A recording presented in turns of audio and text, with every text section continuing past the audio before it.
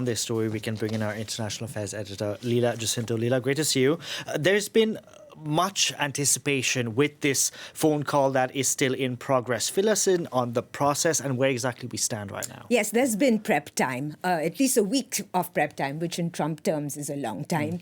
The lead up to this really began in the Saudi city of Jeddah, where the US and Ukraine held talks. And the outcome of that talks exactly a week ago was the Ukraine accepted the US proposal for a 30-day ceasefire, and the US accepted that it has the responsibility to communicate this to the Russians, and they also said that the Russian acceptance is necessary for peace. So Secretary of State Marco Rubio said the ball is now in Russia's court. And there's always a power play when you're in these negotiating deals.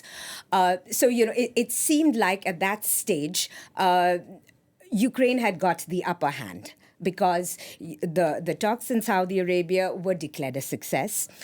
From the Ukrainian point of view, they seem to at least recover from the disastrous meeting in the White House, if you remember, last month, where what was happening was like U.S. President Trump and Vice President Vance berated Zelensky when he was trying to warn them about Russian perfidy when it comes to negotiating deals, that Russia has broken peace deals in the past, the Minsk agreements, and that agreements need strong security guarantees.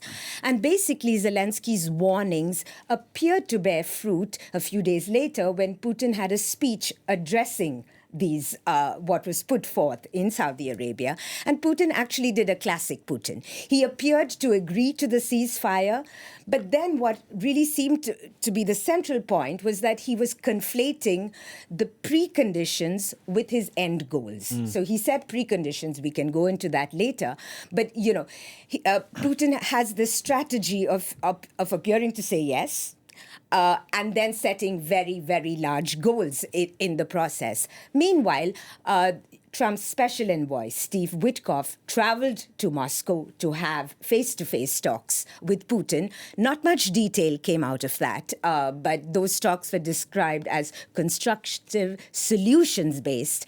And then Trump, in his few statements before this phone call that is ongoing, talked very vaguely about land agreements and agreements on power plants. Now, on the latter, that appears to be the Zaporizhzhia nuclear power plant, which is Europe's largest nuclear facility.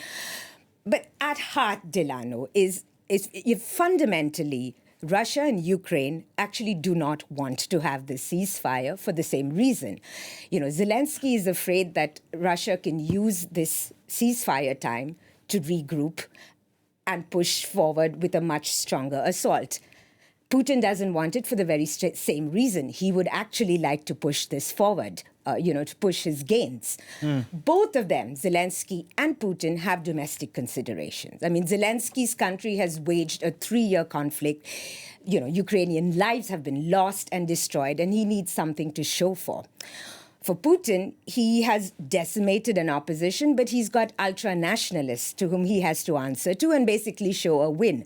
The pressure is really coming from the outside, and that's Trump putting a pressure on the two of them.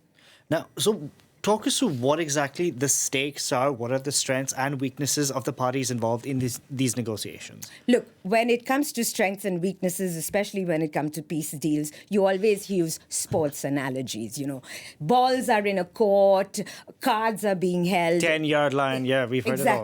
Exactly. They're very cliched, but they're actually pretty good at trying to understand where we stand.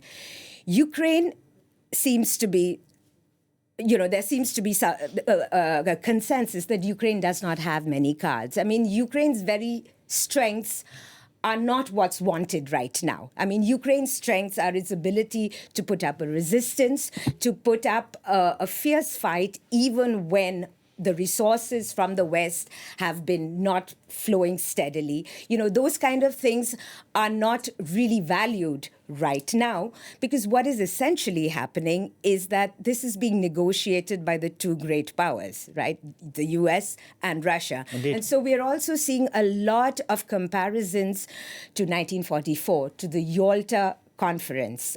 This was at the end of the Second World War, where once again the great powers got together and divided Europe. The Yalta had the US president at that time, Roosevelt, who was very weak and was almost dying, meeting Soviet leader Stalin and Winston Churchill, the British Prime Minister. Now, this is used as a warning analogy because it's, what was discussed at Yalta and the criticism that Roosevelt faced was that he was not strong enough and he did not heed Churchill, Europe's warning that he's played by the Soviet Union, by Stalin. And that set the stage for a Cold War that went on for decades. So so that's the warning, is European peace and security agreements going to be sacrificed for, a deal between US and Russia? Because up until now, Europe has been kept in the cold, and despite them wanting to get a seat on the table, Leela, we're going to have to leave it there. Thank you very much for that, Leela Jacinto.